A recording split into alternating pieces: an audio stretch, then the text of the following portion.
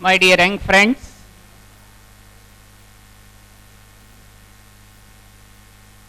my hearty pranams at soul to soul level to all of you.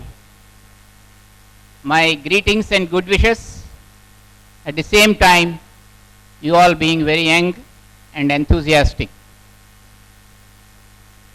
At the outset, and to begin with, I thank the organizers of this event for giving me this opportunity to be with you and associate myself with this grand event.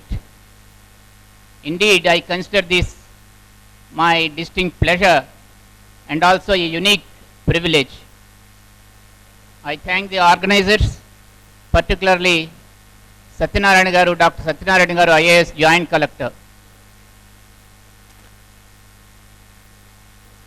To be very frank, I am basically a child from a joint family consisting of 19 elders and 22 children in one house. నేను కొంచెం ఇంగ్లీష్లో కొంచెం తెలుగులో సమన్వయం చేసి మాట్లాడతాను with the permission of all of you. నేను ఒక జాయింట్ ఫ్యామిలీ నుంచి వచ్చాను. 7వ క్లాస్ వరకు ఒక జాయింట్ ఫ్యామిలీ, 19 మంది పెద్దలు, 22 మంది పిల్లలు.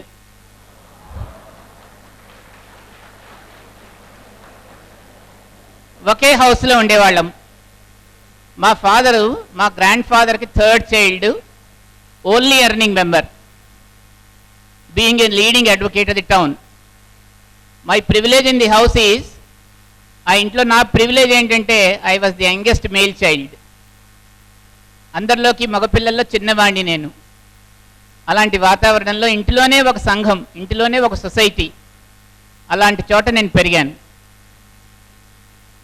తర్వాత ఉద్యోగరీత్యా మా పెద్దనాన్నగారులు వాళ్ళు వేరే వేరే ప్రాంతాలకు వెళ్ళిపోయారు. అన్ని చోట్ల జరుగుతున్నట్టే స్లోగా ఈ జాయింట్ ఫ్యామిలీ డిసింటిగ్రేట్ అయిపోయి మా తండ్రి గారు, మా ఫ్యామిలీయే ఆ ఇంట్లో ఉండేవాళ్ళం. ఇప్పటికీ మా అన్నయ్య గారు ఆ ఊర్లో, మా ఊర్లో కాకినాడలో ఆ ఇంట్లో ఉండి ఒక లాయర్గా ప్రాక్టీస్ చేస్తున్నారు. నేను ఒక న్యాయవాదుల యొక్క కుటుంబం నుంచి వచ్చాను. I'm a 3rd generation 6th lawyer in my family.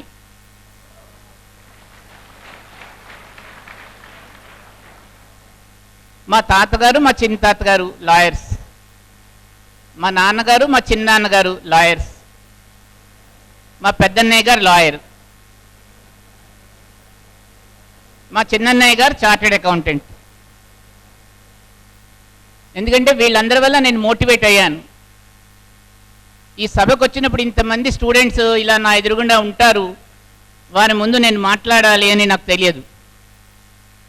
ఎందుకంటే నేను న్యాయవాద వృత్తిలో ఉండి పరీక్ష రాసి ఇంటర్వ్యూలో సెలెక్ట్ అయ్యి ఒక జిల్లా న్యాయాధికారిగా సర్వీస్ ప్రారంభించాను.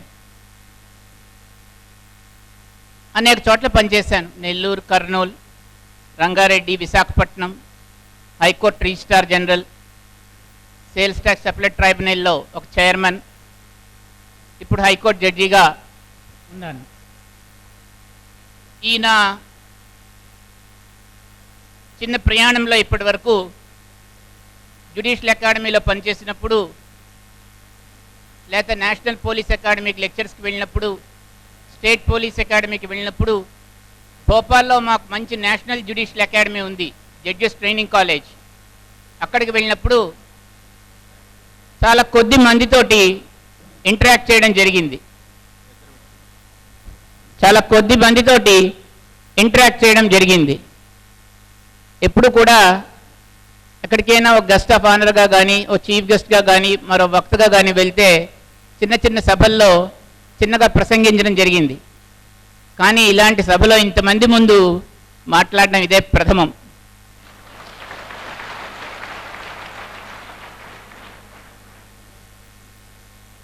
అందుకోసం నేను చెప్తున్నాను ఎటువంటి వాతావరణంలో నేను పెరిగాను, ఎలా వచ్చాను అన్నది. సరే, నేను న్యాయ వ్యవస్థకు చెందినవాడిని కాబట్టి ముందు 2 విషయాలు చెప్తాను. మనము ఒక హైకోర్టుకు వెళ్తే, ఒక స్టేట్లో ఉండేటువంటి అత్యున్నత న్యాయస్థానానికి వెళ్తే సత్యమేవ జయతే అని చెప్తూ ఉంటారు. అలాగే దేశంలో ఉన్నటువంటి అత్యున్నతమైన న్యాయస్థానానికి వెళ్ళి ప్రధాన న్యాయమూర్తి గారు కూర్చుండే కోర్టు హాల్కి మనం వెళ్తే ఆయన సీట్ పైన బంగారు రంగులో ఉండేటువంటి గోల్డెన్ లెటర్స్లో రాసి ఉంటుంది. ఏమని రాసి ఉంటుంది? యతో ధర్మస్తతో జయః అని రాసి ఉంటుంది. యతో ధర్మస్తతో జయః అని రాసి ఉంటుంది. అటువంటి వ్యవస్థలో మనం ఉన్నాము. అంచేత మనకు ఒక ధర్మ నిరతి అనేది కావాలి. అది ఉంటే ఇంకా ఏమీ ఉండక్కర్లేదు. Everything will be in place. ప్రతివారు కూడా ధర్మ నిబద్ధతతో నడుస్తున్నారనుకోండి, లా అండ్ ఆర్డర్ ఆటోమేటిక్గా ఉంటుంది. ఎవరు కూడా లా అండ్ ఆర్డర్ మెయింటైన్ చేయడానికి మనని సూపర్వైజ్ చేయక్కర్లేదు. అది మన వ్యవస్థ. అటువంటి అవార్డ్ ఆబ్జెక్టివ్స్ తోటి మనం మన వ్యవస్థల్ని ఏర్పాటు చేసుకుంటాం. అటువంటి భారతదేశంలో మనం ఉన్నాము అంటే అది మనకు గర్వకారణం. ఆ భారతదేశం యొక్క ఒక గొప్పతనాన్ని నిలబెట్టే బాధ్యత చిన్నవారైనటువంటి మీ అందరి భుజస్కంధాల మీద ఇప్పుడు ఉంది. మీరందరూ కూడా ఒక స్థాయి విద్యను పూర్తి చేసుకుని ఎంతో ఆశాజనకమైనటువంటి వాతావరణంలో ముందుకు వెళ్ళడానికి సిద్ధమై ఉన్నారు. భారతదేశం గురించి ఇతర దేశాల్లో ఏమని చెప్పుకుంటున్నారంటే, భారతదేశంలో ఉన్నటువంటి గొప్ప శక్తి ఇప్పుడు యువశక్తి అని. ఆ యువశక్తే మీరు. అంచేత ఈ గురుతర బాధ్యత మీరు గుర్తుపెట్టుకుని మెలగాలి. జీవితంలో ఇది ఒక గొప్ప దశ. మీ అందరికీ తెలుసు, మళ్ళీ మళ్ళీ ఇది రాదు. ఉన్నప్పుడే మీరు దీన్ని ఎంజాయ్ చేస్తూ, విలువలు పెంపొందించుకుంటూ, నాలెడ్జ్ విజ్డమ్ గెయిన్ చేస్తూ, దేశానికి ఉపయోగపడేటువంటి ఒక భావి భారత పౌరుడు మరియు ఒక గొప్ప సిటిజన్గా మిమ్మల్ని మీరు తీర్చిదిద్దుకోవాలి. దీనికి నా యొక్క అనుభవంలో కొన్ని విషయాలు చెప్తాను. వాల్యూ సిస్టమ్ అనేది నేర్పితే వచ్చేది కాదు. వాల్యూస్ ఎవరు నేర్పరు. వాల్యూస్ మనం మన వాతావరణంలో పెరుగుతున్నప్పుడు మనంతటి మనమే పికప్ చేసుకోవాలి. వాల్యూస్ ఇంబైబ్ చేసుకోవాలి. వాల్యూస్ ఎవరో నేర్పుతారు అని ఎదురు చూస్తే అది నేర్పే విషయం కాదు. వాల్యూస్ ఎక్కడ కూడా టీచ్ చేయరు. వాల్యూస్ మన ఎక్స్పీరియన్స్లో మన చుట్టూ ఉంటూ ఉంటాయి. వాటిని మనం ఇంబైబ్ చేసుకోవాలి. ఉదాహరణకి నా పర్సనల్ ఎక్స్పీరియన్స్ చెప్తాను. నేను ఇదివరకే చెప్పాను, మా నాన్నగారు మా ఊర్లో లీడింగ్ లాయరు. నేను చాలా చిన్నవాడిని. ఐ థింక్ 4వ క్లాస్ 5వ క్లాస్ చదువుతూ ఉండుంటాను. ఆ రోజుల్లో మా ఊర్లో ఆటోలు కూడా లేవు. మాకైతే కారు లేదు. మా ఊర్లో మొత్తం మీద 20 కార్లు ఉంటాయేమో ఆ రోజుల్లో, అంతే. Public transport rickshaw. నేను మా నాన్నగారితో ఒక ఈవినింగ్ మా చిన్నాన్నగారి ఇంటికి వెళ్ళడానికి కజిన్స్ మా ఇంటి మెట్లు దిగాం. మా నాన్నగారు రిక్షా వాళ్ళకి ఇవ్వవలసిన మొత్తం కన్నా వారికి పడే కష్టం చూసి ఎక్కువగా డబ్బులు ఇస్తూ ఉండేవారు. అందుకోసం మమ్మల్ని చూడగానే ఒక రిక్షా పుల్లరు, రండి బాబు గారు ఎక్కండి అని రిక్షా తీసుకొచ్చారు. తీసుకొస్తే మా నాన్నగారు ఎప్పుడు బార్గెయిన్ చేయరు, కానీ ఆ రోజు చాలా విశేషం. ఇలాగా ఫలానా చోట కల్పన టాకీస్ వెనకాతలకు వెళ్ళి మళ్ళీ రావాలి, 4 రూపాయలు ఇస్తాము అన్నారు. వాడే ఆశ్చర్యపోయాడు రిక్షావాడు, ఏమిటి ఇలా బాబు గారు ఇవాళ బేరం చేస్తున్నారు అని. సరే మేము రిక్షా ఎక్కాము. మా చిన్నాన్నగారి ఇంటికి వెళ్ళి కాసేపు కూర్చున్నాము, మళ్ళీ అదే రిక్షాలో ఇంటికి వచ్చాము. వచ్చిన తర్వాత మా నాన్నగారు వారికి 5 రూపాయల నోట్ చేతిలో పెట్టి వెనక్కి తిరిగి మేము మెట్లెక్కి ఇంట్లోకి వెళ్ళడానికి వెళ్తున్నాం. ఆ రిక్షావాడు నెమ్మదిగా వెనక నుంచి బాబు గారు అని పిలిచాడు. పిలిచి, ఈవేళ మీరు నాకు రాను పోను 4 రూపాయలు ఇస్తా అన్నారు, ఇదిగో బాబు ఈ రూపాయి తీసుకోండి అని వెనక్కిచ్చాడు. అప్పుడు మా నాన్నగారు ఉంచుకోరా అని వాటితో చెప్పి నా వైపు తిరిగి, వాడు 2 మైళ్ళు రిక్షా పెడల్ చేస్తే కానీ unless he pedals his rickshaw for 2 miles he will not earn 2 rupees or a rupee.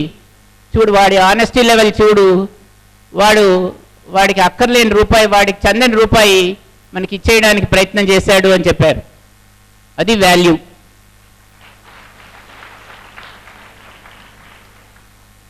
Value ఇక్కడ 2 విషయాలు నేను చిన్నప్పుడే నేర్చుకున్నాను.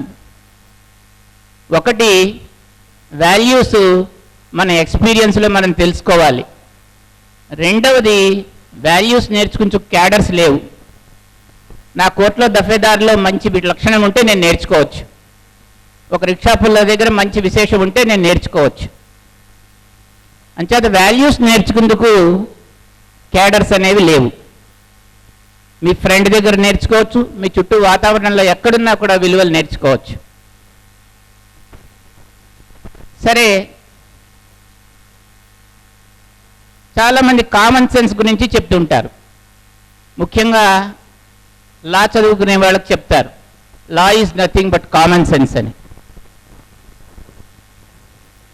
మనము న్యాయ వ్యవస్థకి వెళ్తే ఒక బిలీఫ్ సిస్టంలో ఉంటాం. ఎంతమంది బిలీవర్స్ ఉన్నారు ఇక్కడ? నాన్ బిలీవర్స్ ఎవరైనా ఉన్నారా? చాలా కొన్ని చేతులే లేచాయి, కానీ అందరం బిలీవర్సే.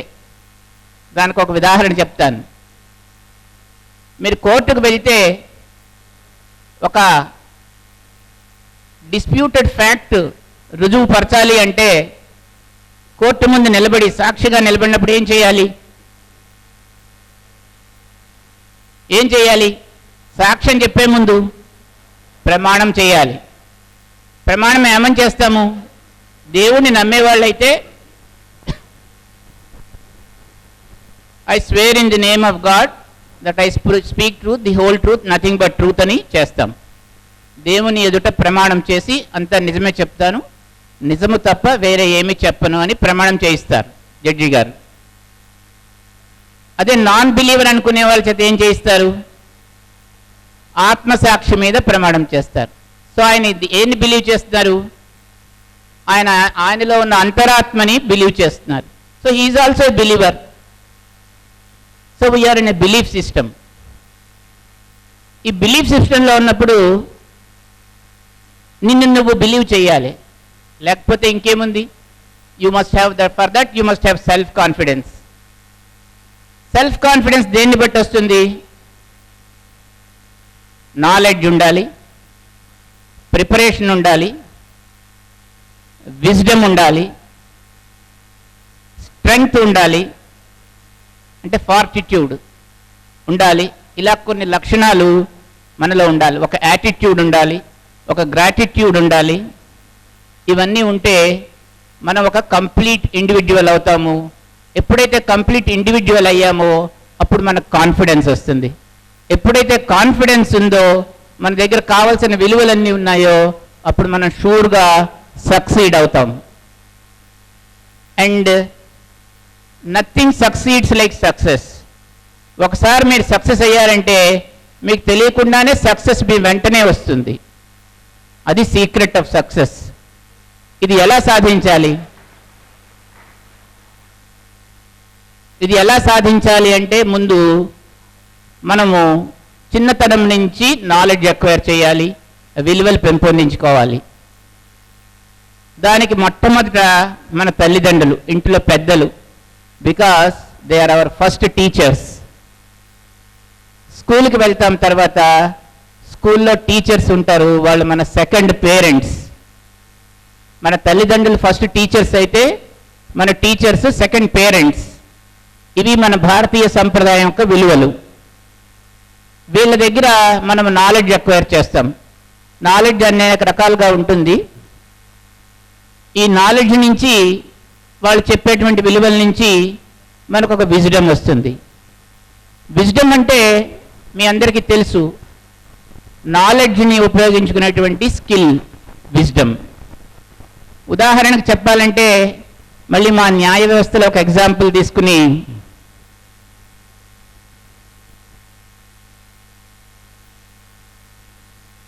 మనము కోర్టులో ఏదైనా ఒక నిజము అనుకునే దాన్ని చెప్పాలి అంటే ఆ నిజం మనం ఎలా పెర్సీవ్ చేస్తాము, ఆ నిజం మనకు ఎలా తెలుస్తుంది?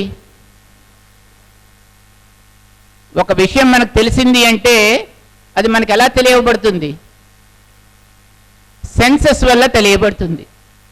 సెన్సెస్ వల్ల తెలియబడుతుంది. ఆ సెన్సెస్ ఏమిటి? పంచేంద్రియాలు ఏమిటి? సో అవి ఉన్నాయి కాబట్టి వాటి ద్వారా మనం ఆ సెన్సెస్ ద్వారా మనం ఒక ఫ్యాక్ట్ని పెర్సీవ్ చేస్తాం.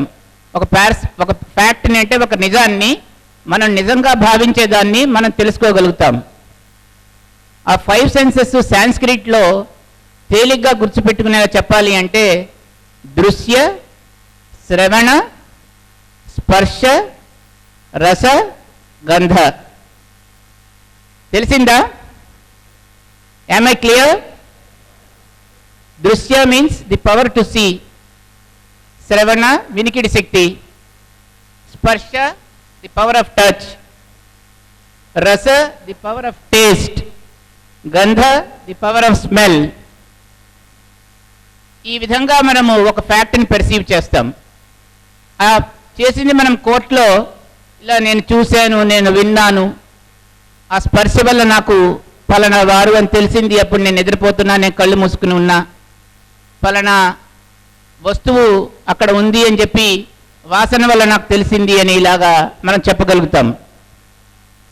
అప్పుడు ఈ నాలెడ్జ్కి విజ్డమ్కి తేడాకు వస్తే చిన్న ప్రశ్న మీ అందరికీ తెలుసు సమాధానం. మనం కళ్ళుంటే చూడగలమా? Yes or no? గాఢాంధకారంలో ఉన్నాం, కళ్ళుంటే చూడగలమా? కళ్ళుంటే చూడగలమా? సో కళ్ళుంటే చూడగలమా అనే ప్రశ్న వేసినప్పుడు వెలుగుంటే కూడా చూడగలము, వెలుగు లేకపోతే చూడలేము అని చెప్పడం విజ్డమ్.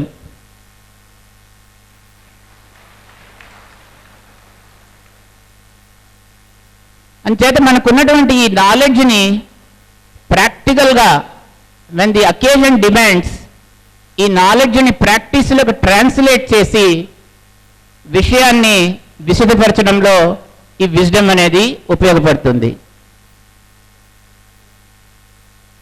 అంచేత మనము ఈ విషయంలో తెలుసుకునేది ఏంటంటే ఏదైనా ఒక సమస్య, ఒక ప్రశ్న, ఒక డెసిషన్ మేకింగ్ సిట్యుయేషన్ జీవితంలో మనకు వచ్చినప్పుడు మనము ఒక్క క్షణం పేషెంట్గా ఆలోచించాలి. ఆలోచించకుండా ఏ పని చేయకూడదు. ఈ ఆలోచన వల్ల మనము మనకున్న శక్తి సామర్థ్యాలన్నీ కూడా ఫోకస్ చేసి నిర్ణయం తీసుకోవడం వల్ల కరెక్ట్గా నిర్ణయం తీసుకోవడానికి ఎక్కువ అవకాశం ఉంటుంది. ఇది లైఫ్లో రెండో లెసన్. ఇలా చెప్తూ పోతుంటే ఇంకా చాలా విషయాలు ఉన్నాయి.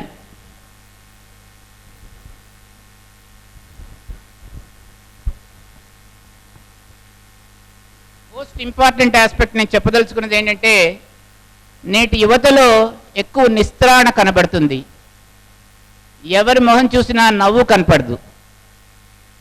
నవ్వుతూ ఉండండి. Always keep smiling. Welcome everybody with a smile and continue to keep smiling.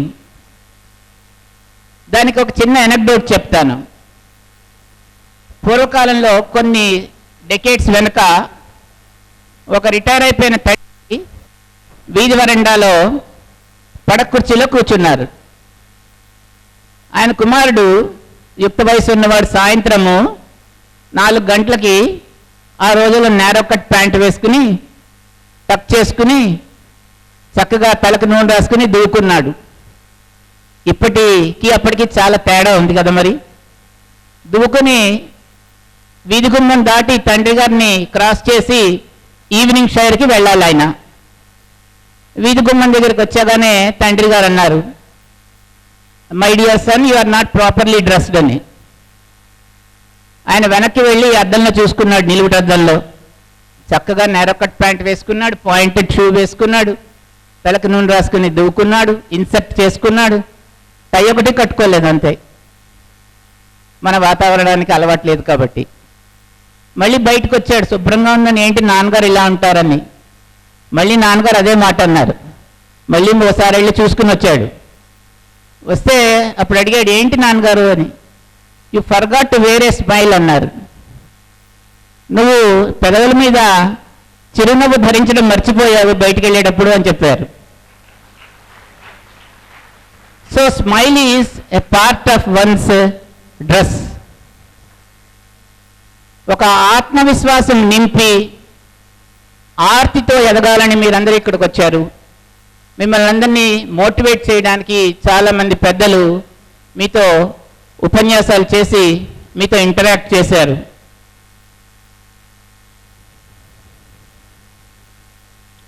ఒక సమాచారం మన దగ్గర ఉంటే, ఒక నాలెడ్జ్ మన దగ్గర ఉంటే, అది ఒక నిర్దిష్ట ప్రయోజనం గురించి ఉపయోగించడమే స్కిల్. ఆ స్కిల్ మనందరం డెవలప్ చేసుకోవాలి. అది చాలా ఇంపార్టెంట్. ఆ స్కిల్ ఎప్పుడు అవసరం అవుతుందంటే, ఒక కాంపిటీటివ్ ఎగ్జామ్ రాసినప్పుడు, ఒక కాంపిటీటివ్గా ఎగ్జామ్ పాస్ అయ్యి ఒక ఇంటర్వ్యూ ఫేస్ చేసినప్పుడు, ఇప్పుడు నేను చెప్పినటువంటి లక్షణాలన్నీ మనకి చాలా జీవితంలో ఉపయోగపడతాయి. అప్పుడు ఆలోచించి చేసుకునే నిర్ణయం వివేకవంతమైన నిర్ణయం అని కూడా చెప్పాను కదా. సో ఈ నైపుణ్యం స్కిల్ రావాలి అంటే, మనం కంప్లీట్ పర్సనాలిటీ అవ్వాలి అంటే, ఒక కమ్యూనికేషన్ స్కిల్ కూడా మన దగ్గర ఉండాలి. ఎందుకంటే మాటలే మంత్రాలు. అలా అంటే మీరు ఆశ్చర్యపోతారేమో, కొందరు అంగీకరిస్తారేమో. మనకి సంస్కృతం అనేది చాలా ఫెలిసిటస్ లాంగ్వేజ్. పారాగ్రాఫ్లో చెప్పవలసినటువంటి విషయం సంస్కృతంలో ఒక చిన్న సెంటెన్స్లో చెప్పచ్చు. ఉదాహరణకి పాజిటివ్ యాటిట్యూడ్ మీద సంస్కృతంలో చెప్పాలి అంటే, యద్భావం తద్భవతి, యద్భావం తద్భవతి. I hope you understand, there is no need to dilate. Sanskrit is such a wonderful language. రెండవది, మనోమంత్రం జగత్, మనోకల్పితం జగత్. అంతా మన మనస్సులోనే ఉంది. ఆయన స్నేహితుడు అనుకుంటే స్నేహితుడు, వీడు స్నేహితుడే కానీ మనని లెట్ డౌన్ చేస్తాడురా అనుకుంటే లెట్ డౌన్ చేస్తాడు. అది మన మనస్సులోనే ఉంది. మన మనస్సును బట్టే ఆ జగత్తు నడుస్తుంది. దానికే సంస్కృతంలో చెప్తారు, మనోమంత్రం జగత్, మనోకల్పితం జగత్. ఈ కమ్యూనికేషన్ స్కిల్స్ వచ్చినప్పుడు నేను సంస్కృతంలోకి ఎందుకు వెళ్ళాను అంటే, మనకు బేసిక్గా మాతృభాష రావాలి. తల్లిని మించిన దైవం లేదు. మాతృభాష ఒకటి నేర్చుకుంటే సరిపోతుందా? మనము ఇప్పుడు గ్లోబల్ విలేజ్లో ఉన్నాము. మీరు ఇంటర్నెట్లోకి వెళ్ళాలన్నా, ఒక మద్రాస్ కానీ, ఒక కలకత్తా కానీ, ఒక బెంగళూరు కానీ, ఒక బొంబాయి కానీ వెళ్తే మన మాతృభాష మనకి ఎక్కువగా ఉపయోగపడదు. మనకి కనీసం ఇంకో 2 లాంగ్వేజెస్ రావాలి. నా హంబుల్ సజెషన్, నా పర్సనల్ వ్యూ ఏంటి అంటే, మనం సంస్కృతం నేర్చుకుందాము. ఎందుకంటే అది ప్రపంచ భాషగా గుర్తింపబడుతోంది. రెండవది, కంపల్సరీగా హిందీ కానీ ఇంగ్లీష్ కానీ నేర్చుకోవాలి. అది తప్పదు మనకి. ఎందుకంటే మనం we are in a global village. మీ అందరికీ బోల్డ్ ఆస్పిరేషన్స్ ఉంటాయి, ఎక్కడెక్కడో ఉద్యోగాలు చేద్దామనుకుంటారు. ఇంటోనేషన్, మనం నిలబడేటటువంటి విధానం, కూర్చునే విధానం, పోజ్, దాన్ని పోజ్ అంటాం మనం. అలాగే మనం మెయింటైన్ చేసేటటువంటి ఒక విధమైనటువంటి ఆరా, పాయిజ్, ఇవన్నీ కూడా చాలా లైఫ్లో important. Because tomorrow you will be a leader, you will be leading an organisation. All these are very very important. అంచేత మీకు ఈ మాటే మంత్రము అని ఎందుకు చెప్తున్నాను అంటే, మాటకి పవర్ ఎలా వస్తుంది? Can anybody tell? మాటకి ఆ శక్తి ఎలా వస్తుంది? I think all of you are listening. Yes, thank you. అయితే ఈ మాటకి పవర్ ఎలా వస్తుంది అని చెప్పే ముందు మిమ్మల్ని అందరినీ ఒక్కసారి మళ్ళీ నవ్వేలా చేయడానికి ఒక చిన్న ఎనక్డోట్ చెప్పి మళ్ళీ ఈ విషయానికి వద్దాం. మా లాకు సంబంధించి వింత వింత విషయాలు కోర్టులో జరుగుతూ ఉంటాయి. విజ్డమ్, నాలెడ్జ్, ఇంటెలిజెన్స్ ఇవన్నీ కూడా ఈ ఉదాహరణలో ఉన్నాయి. ఒక తెలివైన లాయర్ గారు 2 డజన్ల సిగార్స్ కొన్నారు. 2 డజన్ల సిగార్స్ కొన్నారు. సిగార్స్ అంటే చుట్టలు, ఫారెన్ సిగార్స్, చాలా ఖరీదైనవి. కొని ఓ ఇన్సూరెన్స్ కంపెనీకి వెళ్ళారు. వెళ్ళి వాటిని ఎగెనెస్ట్ ఫైర్ ఇన్సూర్ చేశారు, కాలిపోకుండా ఇన్సూర్ చేశారు. ఇన్సూరెన్స్ కంపెనీ వాళ్ళు చాలా డబ్బు వస్తుంది, ఉత్తినే వీడు వెరివాడు అని చెప్పేసి డబ్బులు తీసుకుని పాలసీ ఇచ్చారు. శుభ్రంగా ఆయన 2 డజన్ల చుట్టలు కాల్చేశాడు. కాల్చేసి వెళ్ళి ఫైర్లో నా చుట్టలు తగలబడిపోయాయి, నాకేమో ఇన్సూరెన్స్ ఇప్పించండి అన్నాడు. ఇన్సూరెన్స్ కంపెనీ వాళ్ళు ఒకసారి కాంట్రాక్ట్ అని చదువుకున్నారు. ఫైర్ అయితే డబ్బులు ఇస్తామని రాశారు, కానీ ఆ ఫైర్ ఎటువంటిదో క్వాలిఫై చేయలేదు. ఎటువంటి ఫైర్ అయితే ఇవ్వాలి, ఎటువంటి ఫైర్ అయితే ఇవ్వకూడదు రాసుకోలేదు. ఇవ్వను అంటే కోర్టుకు వెళ్ళాడు. కోర్టులో రికార్డు ప్రకారం కాంట్రాక్ట్ అంతా చదివి అతనికి ఇవ్వాల్సినటువంటి ఇన్సూరెన్స్ క్లెయిమ్ అవార్డు చేశారు. అతను చాలా సంతోషంగా ఉన్నాడు.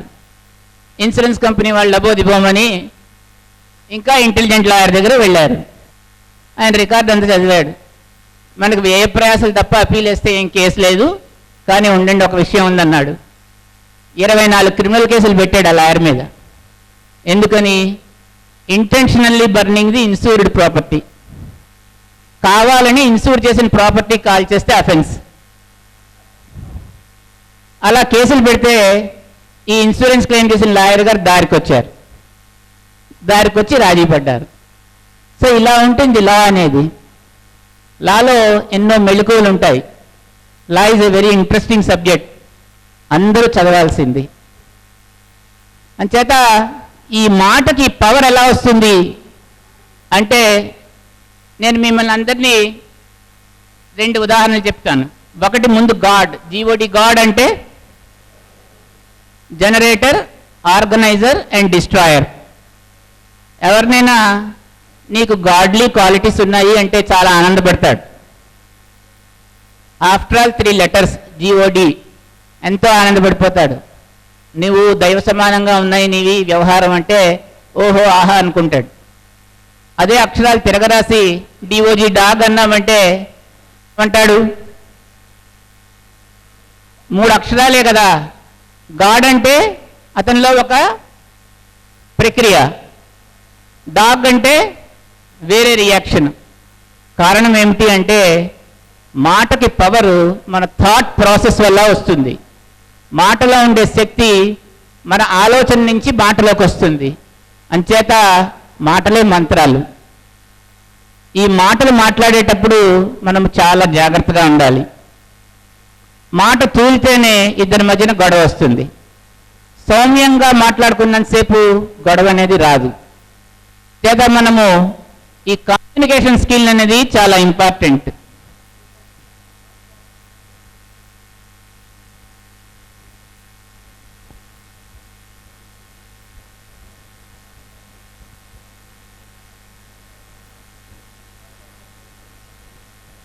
ఇంకా ఇలా చెప్తూ పోతే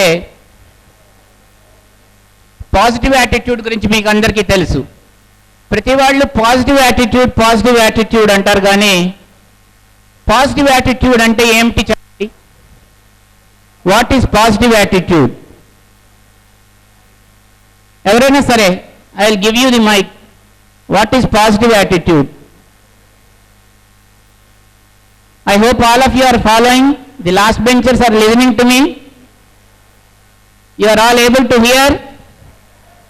Yes. What I tell you is, మాకు చిన్నప్పుడు సురభి కామేశ్వరరావు గారని చాలా మంచి మ్యాథమెటిక్స్ లెక్చర్ ఉండేవారు. ఎక్స్పీరియన్స్ ఎందుకు చెప్తానంటే, మీరు నేను ఇలాంటి మీటింగ్ ఫస్ట్ టైం వచ్చాను. నేను వెళ్ళాలా వద్దా అనుకుంటే నా భార్య పేరు శ్రీమాత. ఆ మంది మీ స్నేహితులు అంటుంటారు, నేను విన్నాను, మీ ప్రజెన్సే ఇన్స్పైర్ చేసిందంటారు, మీరు ఎందుకు భయపడతారు, మీరు వెళ్ళండి అంది. కాన్ఫిడెన్స్, నాకన్నా కాన్ఫిడెంట్. అంచేత అదేదో చూద్దాము, teaching is learning, interaction is learning, నేను కూడా ఇన్స్పైర్ అవుదాము అని నేను వచ్చాను. ఎందుకంటే యుక్త వయసులో ఉన్న వాళ్ళలో ఉన్న ఎంతూజియాజం తప్పకుండా అందరినీ ఇన్స్పైర్ చేస్తుంది. పాజిటివ్ యాటిట్యూడ్ గురించి మీకు చెప్పాలంటే మీరు అందరూ వినుంటారు ఈ ఎనక్డోట్. ఒక విలేజ్లో 3 సంవత్సరాలు బట్టి వర్షాలు లేవు. వర్షాలు లేకపోతే గ్రామ పెద్దలందరూ కూడా వర్షం కోసం ఈరోజు సాయంత్రం సూర్యాస్తమైన సమయంలో మన విలేజ్లో ఉన్నటువంటి కొండవాగు దగ్గరకు వెళ్ళి దేవుణ్ణి ప్రార్థిద్దాము అన్నారు. సుమారు 4,000 మంది హాజరయ్యారు ప్రార్థనకి. కానీ ఒక చిన్న 7 ఏళ్ల బాబు మాత్రము ప్రార్థన చేయడానికి గొడుగుతో సహా వచ్చాడు. అది యాటిట్యూడ్, అది పాజిటివ్ యాటిట్యూడ్. ప్రేయర్ చేస్తాము, వర్షం పడుతుంది అనే నమ్మకము, ఆ కాన్ఫిడెన్స్ అతనికి ఉంది. అది పాజిటివ్ యాటిట్యూడ్ అంటే. అలాగే enthusiasm, optimism, contentment, giving is చాలా ఇంపార్టెంట్. ఇప్పుడు ప్రపంచంలో ఇదే కరువైపోయింది. ఎంత ఉన్నా మన జేబులో పెట్టుకోవడమే కానీ మనకి కైండ్నెస్, అయ్యో పలానా వాడికి మన దగ్గర రూపాయి ఉంది, పైసా వాడికి ఇద్దాము అనే ఆలోచన లేదు. కానీ గివింగ్లో ఒక గొప్ప విశేషం ఉంది. అది ఇచ్చే వాళ్ళకే ఆ గొప్పతనము అనుభవంలో తెలుస్తుంది. అలాగే కైండ్నెస్, ఎవరి పట్ల మనం దయతో ప్రవర్తించట్లేదు, ఫేర్నెస్ లేదు. దెన్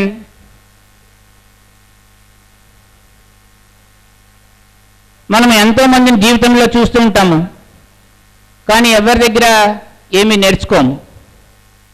ఒక సక్సెస్ఫుల్ మ్యాన్ ఉన్నాడంటే, ఒక సక్సెస్ఫుల్ పర్సన్ ఉన్నారంటే వారి దగ్గరికి వెళ్ళి 5 నిమిషాలు మనకు అందుబాటులో ఉన్నా సరే మనం కాలక్షేపం చేయము.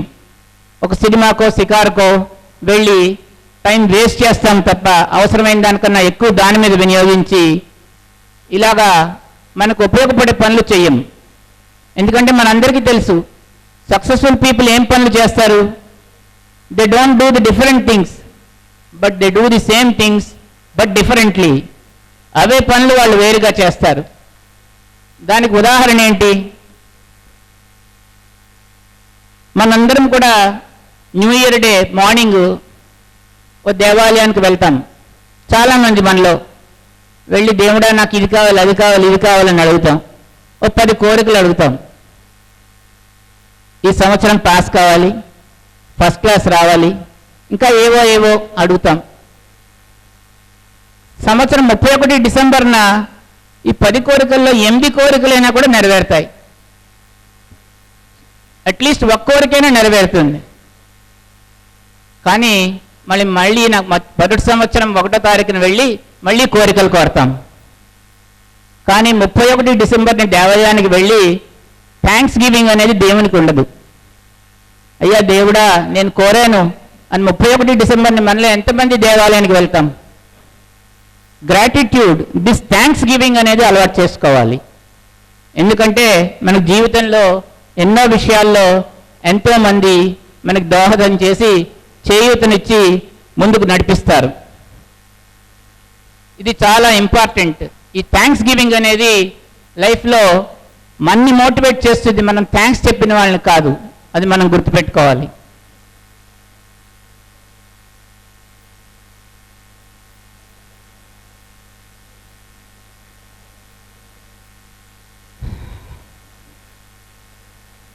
నేను కొన్ని విషయాలు చెప్తాను. ఒకటి, డూ ఇట్ నౌ అనే హ్యాబిట్ కల్టివేట్ చేసుకోవాలి. ప్రొక్రాస్టినేషన్, ఇవాళ కాదు రేపు కాదు ఎల్లుండి అనేది ఉండకూడదు. దెన్ చాలా important continuing education. Continuing education అంటే మళ్ళీ కాలేజీకి వెళ్ళి చదువుకోవడం కాదు. lifelong education is a process. It is a learning process, lifelong. Life teaches. Every experience in life teaches. Therefore, there should be continuing education. There should be an inquisitiveness to learn. ఇంకా నేర్చుకోవాలి, ఇంకా అభివృద్ధి చెందాలి అనే తపన ఉండాలి. అది జీవితంలో మనని ముందుకి తీసుకువెళ్తుంది. ఈ కంటిన్యూయింగ్ ఎడ్యుకేషన్కి ఒక ఉదాహరణ చెప్తాను. నాకు చెప్పినటువంటి ఒక టిప్ ఒక పెద్ద ఆయన, నేను మీరు సక్సెస్ అయ్యాను అనుకుంటే దానికి అది కూడా కారణం కావచ్చు. ఆయన నాకు చెప్పిన సలహా ఏంటంటే, ప్రతి సంవత్సరం కనీసం 3 పుస్తకాలు చదవమన్నారు. Other than from curriculum. ప్రతి సంవత్సరం కనీసం 3 పుస్తకాలు చదవమన్నారు.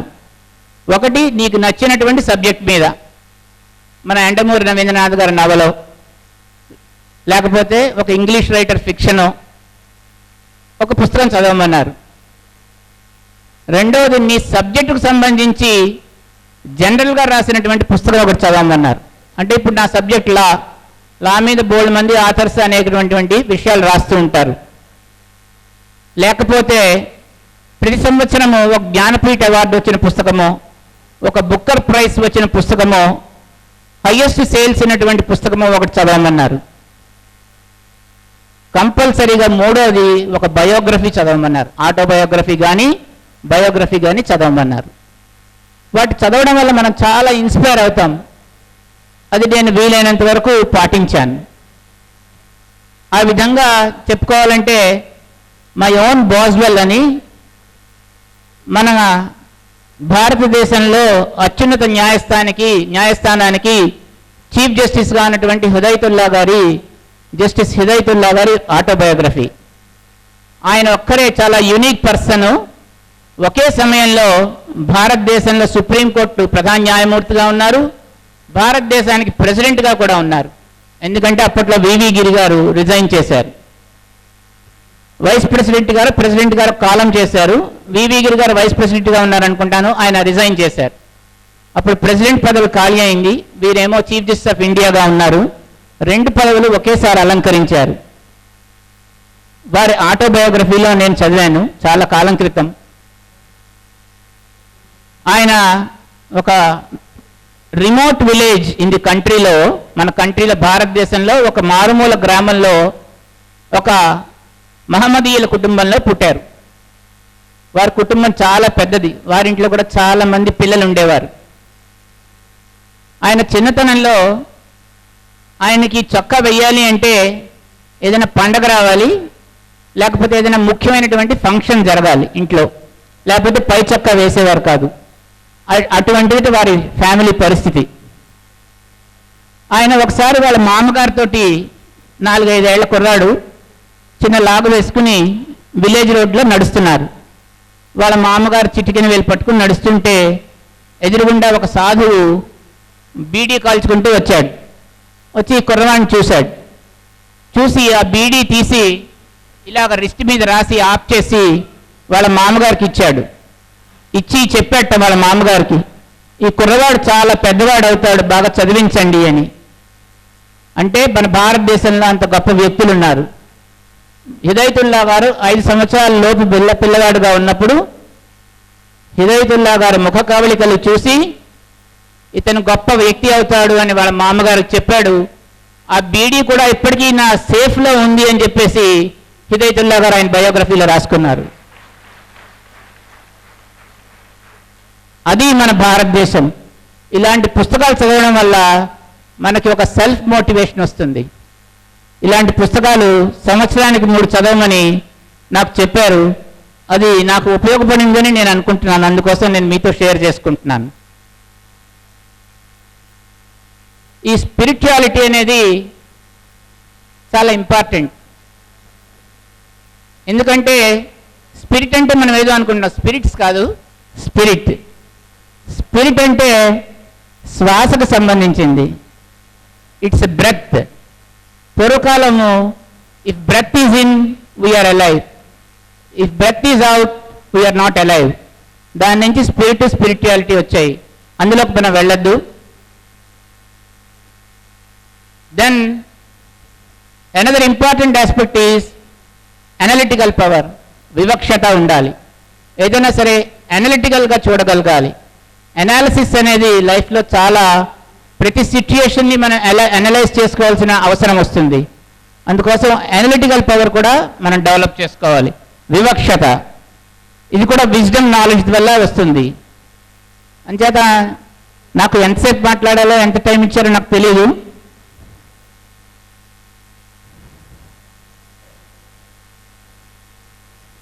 మీకు ముగించే ముందు లైఫ్లో చాలా ఇంపార్టెంట్ అయినటువంటి దశకం ధర్మ లక్షణం అని 10 లక్షణాలు ఉన్నాయి.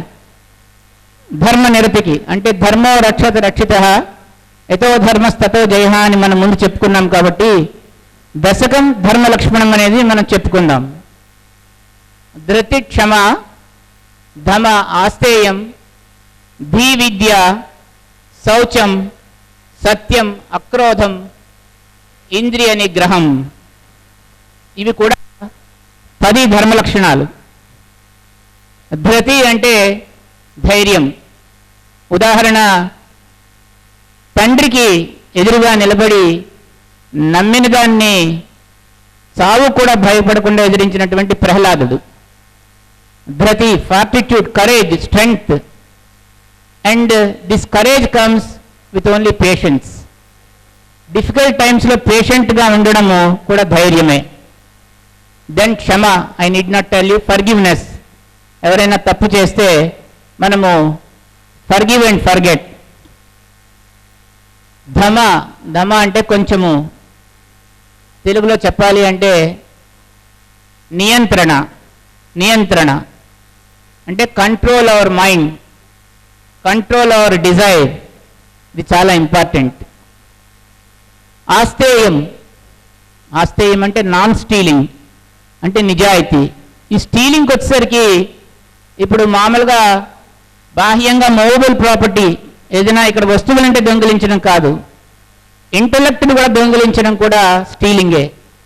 అంచేత ఆస్తేయం అనేది చదువుకున్న వాళ్ళకి చాలా ఇంపార్టెంట్. ధీ అంటే వివేకం, విజ్డమ్. దాని గురించి మనం చెప్పుకున్నాం. విద్య అంటే నాలెడ్జ్, విజ్ఞానం. శౌచం చాలా important. Cleanliness, both internal and external. మనకి పెద్దవాళ్ళు చెప్తూ ఉంటారు కదా, ఏ పని చేసినా కూడా త్రికరణ శుద్ధిగా చేయాలని. మనోవాక్కాయ కర్మలు, మనస్సులో ఏమనుకుంటామో మాట్లాడేది అదే అవ్వాలి, మనం చేసే పని కూడా అదే అవ్వాలి. మూడిటికి మధ్యన సంయమనం ఉండాలి. మనసులో ఒకటి అనుకుని పైన చేసే పని ఒకటి చేసి మాట్లాడేది ఒకటి చేయడం కరెక్ట్ కాదు. That is internal and external purity. Then సత్యం, you all know it is truthfulness. We all know truth alone triumphs. Ultimately మనం ఏ సినిమాకి వెళ్ళినా కూడా నిజానికే విజయం చేకూరినట్టుగా చెప్తూ ఉంటారు, చూపిస్తూ ఉంటారు. అక్రోధో means lack of anger, absence of anger అంటే కోపం లేకపోవడం. ఇంద్రియ నిగ్రహం, ఇంద్రియాల మీద కంట్రోల్, సెన్సెస్ మీద నియంత్రణ. ఈ ధర్మ లక్షణాలన్నీ కూడా చాలా ఇంపార్టెంట్. ఎందుకంటే ఈ ధర్మం మనం ఎప్పుడైతే పాటించామో అప్పుడు మనము ఒక ఆర్డర్లీ సొసైటీలో ఉంటాం. ఎవరు కూడా లా అండ్ ఆర్డర్ మెయింటైన్ చేయక్కర్లేదు. Most important thing is sympathy and empathy. I need not tell you, ఈ సభల్లో మీకు చాలామంది చెప్తూ ఉండుంటారు. నేను ముగించే ముందు ఇంకో చిన్న ఎనక్డోట్ చెప్తాను. ఇప్పుడు యోగా అండ్ మెడిటేషన్ చాలా ప్రాచుర్యం పొందాయి. విదేశాల్లో గుర్తించారు కాబట్టి మనం కూడా గుర్తిస్తున్నాం. ఈ యోగా అండ్ మెడిటేషన్కి వస్తే, మెడిటేషన్ అనేది యోగా అనేది చాలా ఇంటర్లింక్డ్. దీని మీద మెడిటేషన్ అనేది ఎప్పుడు చేయాలి, ఎప్పుడు చేయకూడదు. ఇప్పుడు మీరు అందరూ చేస్తున్నది కూడా మెడిటేషనే. That is also meditation. శ్రద్ధగా ఒక చెప్పేది వినడము, విని ఆకలింపు చేసుకోవడము, దానికి మనం ఒక ఫోకస్డ్గా కాన్సన్ట్రేటెడ్గా ఉండడం కూడా ఒక kind of meditation. Listening to music in meditation. ఒకసారి నన్ను అడిగారు, నీ హాబీస్ ఏంటి అని. ఫారెన్ నుంచి ఇద్దరు ప్రొఫెసర్స్ వచ్చారు, ఎకనామిక్స్ చెప్పే ప్రొఫెసర్స్. మర్రి చెర్రారెడ్డి ఇన్స్టిట్యూట్లో, డాక్టర్ ఎంసీఆర్ హెచ్ఆర్డి ఇన్స్టిట్యూట్లో ఐఏఎస్ ఆఫీసర్స్ తోటి మాట్లాడడానికి వచ్చారు. అప్పుడు నేను రిజిస్ట్రార్ జనరల్గా ఉంటే మా చీఫ్ జస్టిస్ గారు ఇది చాలా ఇంపార్టెంట్ ప్రోగ్రామ్లా ఉంది అని నాకు స్పెషల్ పర్మిషన్ తీసుకుని ఆ ఇన్స్టిట్యూట్ దగ్గర రేర్ పార్టిసిపెంట్గా ఐఏఎస్ కానివ్వండి నేను ఒక్కడనే పార్టిసిపెంట్స్లో ఉన్నాను. సరే నేను వారితో కూర్చున్నాను. ప్రారంభంలో అందరినీ సెల్ఫ్ ఇంట్రడక్షన్ చేసుకోమన్నారు. ఎందుకంటే నేను చెప్తున్నాను, యునీక్నెస్ అనేది మన ఎలా ఐడెంటిఫై చేస్తుంది. You must be unique, but on the positive side, on the correct side. అందరినీ హాబీలు చెప్పమన్నారు. నేను కొన్ని హాబీలు చెప్పి spending time with children is my hobby అని చెప్పాను. అంతే, అక్కడ ఉన్న వాళ్ళందరూ తప్పట్లు కొట్టారు. ఆ ఫారెన్ కంట్రీని వచ్చినటువంటి ఇద్దరు ప్రొఫెసర్స్ కూడా కుర్చీలోంచి లేచి నిలబడి, for the first time we are hearing that playing with children is a hobby అన్నారు. సో ఇలా చెప్పుకుంటూ పోతే ఆ యూనిక్నెస్ ఎప్పుడు వస్తుంది అంటే మనకి ఒక విధమైనటువంటి ఎక్స్పోజర్ వల్ల వస్తుంది. పెద్దవాళ్ళతో పరిచయాలు, లెర్నెడ్ పీపుల్తో పరిచయాలు, మంచి స్నేహాలు, మంచి టీచర్స్, మంచి పేరెంట్స్, మంచి సొసైటీ, మంచి పుస్తకాలు చదవడం, మంచి ఆలోచనలు ఎప్పుడు ఉండడం దీనివల్ల వస్తుంది. దీనివల్ల మన మైండ్ పొల్యూట్ కాకుండా ఉన్నంతసేపు కూడా ఇలాంటి యూనిక్నెస్ మనలో ఒక ఆరా మనకు తెలియకుండానే డెవలప్ అవుతుంది. మనం వెళ్తే అక్కడికి వాళ్ళు ఇన్స్పైర్ అయినట్టుగా ఫీల్ అవుతారు, మోటివేట్ అయినట్టుగా ఫీల్ అవుతారు. అది మనం కల్టివేట్ చేసుకోవాలి. అది మన చేతుల్లోనే ఉంది. వివేకానంద చెప్పినట్టు, there is immense power in everybody. It is for us to bring it out. It is for us to bring it out and show to the world that we are second to none. మనం ఎవరికి తీసిపోము అని మనం చెప్పగలగాలి. Then సరదాగా ఒక చిన్న anecdote చెప్పి ఒకసారి నవ్వుకున్నాక మళ్ళీ మనం ముగించేద్దాం. ఒక సూఫీ ఆశ్రమం ఉంది. ఆ ఆశ్రమంలో న్యాచురల్గా ఒక పీఠాధిపతి ఉన్నారు, సూఫీ సంస్థకు చెందిన ఆయన. ఆయన చాలా స్ట్రిక్ట్ డిసిప్లిన్ నడిపించేటువంటి వ్యక్తి. ఆయన ఇండిసిప్లిన్ అసలు టాలరేట్ చేయరు. అంచేత అక్కడున్న ఆయన డిసైపుల్స్ ఎవరు కూడా స్మోక్ చేయడానికి లేదు. కానీ ఇద్దరు స్మోకర్స్ ఉన్నారు ఆయన డిసైపుల్స్లో. వాళ్ళకి ఆయన చెప్పారు 24 గంటలు మెడిటేషనే, మరి ఎప్పుడు స్మోక్ చేస్తారు? సరే, వాళ్ళిద్దరూ ఒకరోజు ఆశ్రమం యొక్క గార్డెన్లో కలుసుకున్నారు. ఒరే స్మోక్ చేయాలందిరా, ఒరే స్మోక్ చేయాలందిరా అని. కానీ వాళ్ళు ఆనెస్ట్ డిసైపుల్స్. స్వామి పర్మిషన్ లేకుండా చేయకూడదు. మరి ఎలాగా? ఇద్దరు కలిసి అడిగితే వీళ్ళిద్దరు కొమ్మక్కైపోయారు అని పర్మిషన్ ఇవ్వడు. ఒకరి తర్వాత ఒకరు వెళ్ళి అడుగుదాం అనుకున్నారు. సరే, మర్నాడు రోజు సాయంత్రం ఒక ఆయన విచారంగా గార్డెన్లోకి వచ్చాడు. వచ్చేసరికి రెండో ఆయన స్మోక్ చేస్తూ ఆనందంగా ఉన్నాడు. ఒరే ఏంట్రా స్మోక్ చేస్తున్నావంటే, గురువుగారు పర్మిషన్ ఇచ్చారన్నాడు. నీకు ఇవ్వలేదా అన్నాడు. ఇవ్వలేదన్నాడు. ఏం అడిగావన్నాడు. ఏమని అడిగితే,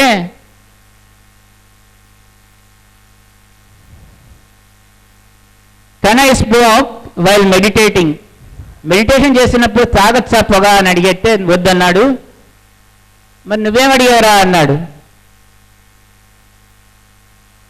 can I meditate while smoking అని అడిగాను. ఎస్ అన్నాడు. అంచేత స్మోకింగ్ చేస్తూ మెడిటేట్ చేస్తున్నాను అన్నాడు. అంచేత ఇది యూనిక్నెస్, ఇది విజ్డమ్. మనకు కావాల్సినది రుజు మార్గంలో దారి తప్పకుండా సాధించగలగడం అనేది విజయం. ఈ విజయం ఎప్పుడు చేకూరుతుంది అంటే మనం ఒక పరిపూర్ణమైనటువంటి వ్యక్తిగా మనని మనం తీర్చిదిద్దుకున్నప్పుడు ఇది సాధ్యపడుతుంది. ఇది జీవితంలో మనం మర్చిపోలేనటువంటి ఒక గుణపాఠం. మనం ఎంతో మందిని చూస్తుంటాం. మన లైఫ్ చాలా చిన్నది, మన ఎక్స్పీరియన్స్లోనే అన్నీ నేర్చుకోలేము. అంచేత we learn from others experiences also. ఆ అదర్స్ ఎక్స్పీరియన్సెస్ నుంచి నేర్చుకుందుకు ఇలాంటి యొక్క మనకి ఈవెంట్స్ మనకు ఉపయోగపడతాయి. అందుకోసం మీ పెద్దలందరూ కూడా మీకు ఇలాంటి ఈవెంట్ పెట్టారేమో అని నాకు అనిపిస్తుంది. నేను మొట్టమొదటిసారి ఇలాంటి సభకి వచ్చి మాట్లాడాను.